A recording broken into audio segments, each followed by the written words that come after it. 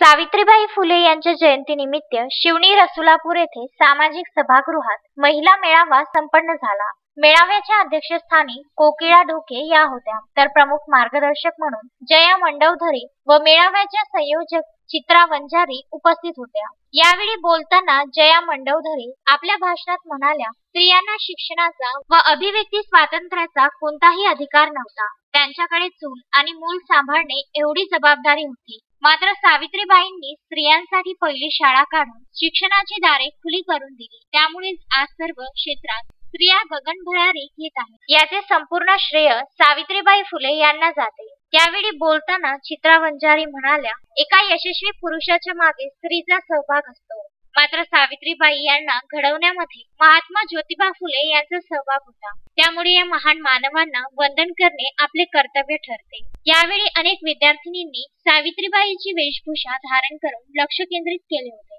मेळाव्यात प्रामुख्याने दीक्षिता तर्हेकर, लीलाबाई उपरीकर, पंचफुला शिंदे, ग्रामपंचायत सदस्या सोनाली वैद्य, रंजना मेश्राम, कोकिळा ढोके, बेबी मेश्राम, प्रज्ञा वंजारी, आशा वर्कर्स, पुष्पा बोरकर, तुळसा गौरखेडे, सुनीता वैद्य, ग्रामसंघ सचिव अर्चना वैद्य, सुरेखा ढोके, प्रतीक्षा ढोके इत्यादी महिला प्रामुख्याने उपस्थित होत्या। उत्तम ब्राह्मणवाडेसह उमेश चव्हाण, विदर्भ न्यूज, नांदगाव, खंडेश्वर।